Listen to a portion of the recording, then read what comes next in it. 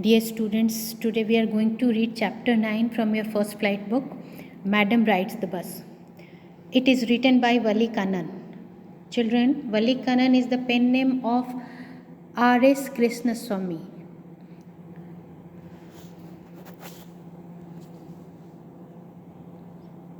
R.S.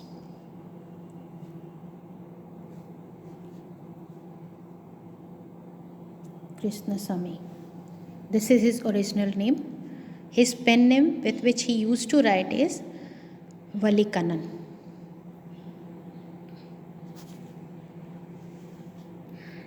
He was born on 12th November 1920 in Tamil Nadu and died on 9th November 2006. And he was a Tamil writer, journalist, critic and a translator. So before we start the chapter, let us know a little bit about the lesson. What is it all about? Before we read the chapter, let us know a little bit about this. Here you get some little introduction about the lesson. In this sensitive story, an 8-year-old girl's first bus journey into the world outside her village is also her induction into the mystery of life and death. She sees the gap between our knowing and there is death and our understanding of it. ये एक sensitive means touching या दिल को छू लेने वाली कहानी है जिसमें एक 8 इयर्स ओल्ड 8 साल की लड़की की फ़र्स्ट बस जर्नी या फर्स्ट बस यात्रा के बारे में बताया गया है। साथ ही इसमें हम ये भी देखेंगे कि उस छोटी सी बच्ची को लाइफ और डेथ का पहला परिचय कैसे मिलता है। वो अनुभव करती है, वो फील करती है कि डेथ के बारे में जानने और उसको रियलिटी में महसूस करने में डिफरेंस है, अंतर है। Let us read and find out how is it. There are some activities which you have to do. Just you will do it on your own at home. There was a girl named Vali Ammai who was called Vali for short. एक लड़की थी छोटी सी जिसका नाम था वली अम्माई और उसको प्यार से सब वली कह के बुलाते थे. She was 8 years old and very curious about things. वो 8 साल की थी और सारी चीज़ों के बारे में बहुत उत्सुक होती थी. Her favorite pastime was standing in the front doorway of her house watching what was happening in the street outside. उसका जो फेवरेट पास टाइम था समय गुजारने का सबसे उसका अच्छा तरीका जो था वो था कि अपने घर के सामने वाले दरवाजे पे खड़ी हो जाती थी और बाहर की गली में देखती थी कि क्या हो रहा है. There was no playmates of her own age. उसका कोई दोस्त नहीं था on her street. उसकी गली में उसका कोई भी दोस्त नहीं था.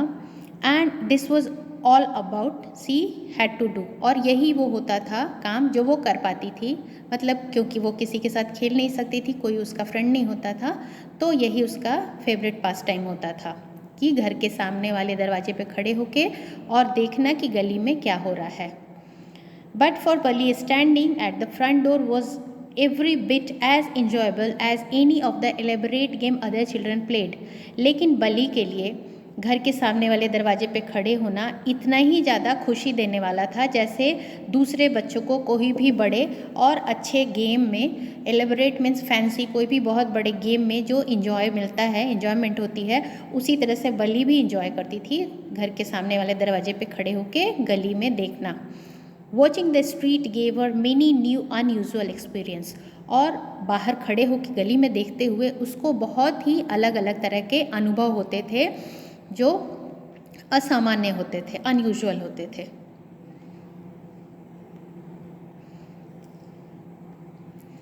The most fascinating thing of all was the bus that traveled down her village and the nearest town. इसमें सबसे ज़्यादा जो अट्रैक्टिव चीज़ थी बली के लिए वो उस बस को देखना जो कि ट्रैवल करता था पास के शहर से लेके उसके गांव तक. It passed through her street each hour, once going to the town and once coming back. हर घंटे ये बस उसकी गली से पास होती थी, एक बार शहर जाते हुए और एक बार वहाँ से लौटते हुए.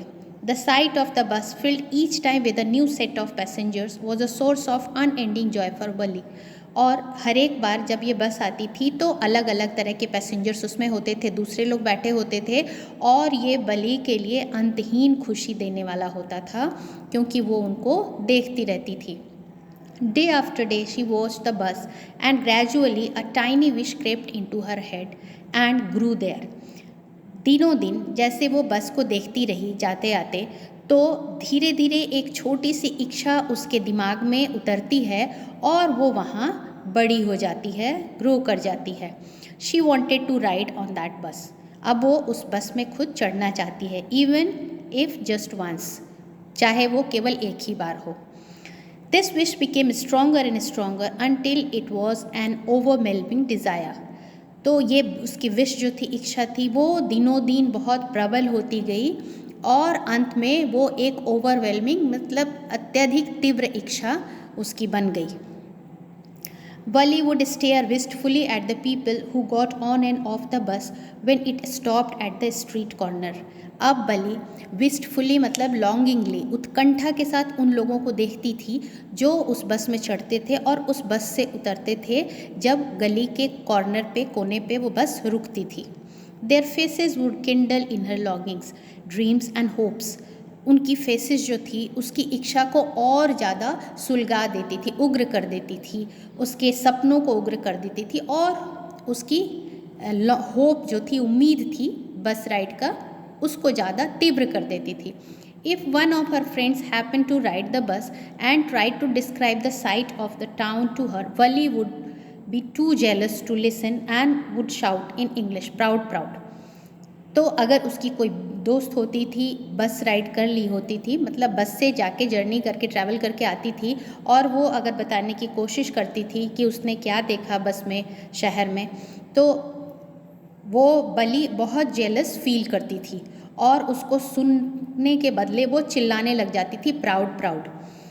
अब neither she nor her friends really understood the meaning of the word. अब ये प्राउड का मतलब क्या होता है ये ना बली को पता था ना उसके दोस्तों को पता था, but they used it often as a slang expression of disapproval. लेकिन वो अक्सर इसको स्लैंग एक्सप्रेशन मीन्स अनौपचारिक भाषा के रूप में अपनी असहमति जताने के लिए यूज़ किया करते थे। Over many days and months, Bali listened carefully to conversation between her neighbors and people who regularly used the bus, and she also asked a few discreet questions here and there. बहुत दिनों तक और महीनों तक बली सुनती रही बहुत ध्यान से कन्वर्जेशन, बातचीत जो उसके नेबर्स में होता था और ऐसे लोगों के बीच में होती थी जो रेगुलरली बस यूज़ करते थे, बस यूज़र्स थे जो बस से आया जाया करते थे, उनकी बातें और उसके पड़ोसियों की बातें उनके बीच में जो भी होती थी वो बहुत बली ध्यान से सुना करती थी। और कभी कभार वो बहुत डिस्क्रीट क्वेश्चन मीन्स केयरफुल, बहुत सावधानीपूर्वक, समझदारी और सूझबूझ के साथ कभी कभी उनसे यहाँ वहाँ कुछ क्वेश्चंस भी पुट डाउन करती थी। This way she pick the various small details about the bus journey. और इस तरीके से उसने धीरे धीरे करके बहुत ही छोटी छोटी जानकारियाँ इकट्ठा कर ली बस जर्नी के बारे में। द टाउन वो 6 माइल्स फ्रॉम हर विलेज। जो टाउन था जहाँ तक बस जाती थी वो 6 माइल्स था उनके गांव से। द फेयर वॉज 30 पैसे वन वे, और एक तरफ का किराया 30 पैसे था, which is almost nothing at all, she heard one well dressed man से। But to Wally, who scarcely saw that much money from one month to the next, it seemed a fortune. एक आदमी जो कि अच्छे कपड़े पहने हुए था उसने कहा कि ये 30 पैसे तो कुछ भी नहीं है, लेकिन बली जो कि महीनों तक, एक महीने से दूसरे महीने, मतलब उसको मुश्किल से इतने पैसे दिखते थे, हार्डली कभी भी, क्योंकि बली वेल टू डू नहीं थी, साधारण घर से थी, तो उसके लिए एक फॉर्च्यून की तरह था, एक बहुत बड़ा अमाउंट था ये। The trip to the town took 45 minutes, और ट्रिप जो था, एक तरफ की जर्नी जो थी बस की, वो 45 मिनट्स की होती थी। On reaching town, if she stayed in her seat and paid another 30 पैसे, she could return home on the same बस। तो सोचती है बली कि अगर वो बस में जाती है और उसी बस में बैठी रहती है और फिर से वापस 30 पैसे दे देती है तो उसी बस में वो वापस घर आ पाएगी। This meant that she could take the 1 o'clock afternoon bus, reach the town at 1:45 and be back home by about 2:45. इस तरह से वो अंदाज़ा लगा लेती है कि 1:45 वहाँ पहुँच जाएगी। अगर 1 o'clock की बस लेती है तो 45 मिनट्स के बाद 1:45 तक वहाँ पहुँच जाएगी और 2:45 मीन्स 15 मिनट्स का बीच में मार्जिन देके वो अपने हिसाब से 2:45 तक वो वापस आ जाएगी। तो ये बली का पूरा एस्टिमेट होता है कि अगर 1 बजे घर से निकलती है तो 2:45 तक वो घर वापस आ जाएगी। On and on went her thoughts and she calculated and recalculated, planned and replanned. उसके विचार उसके दिमाग में चलते रहे और वो जोड़ तोड़ करती रही और अपनी योजना बनाती रही।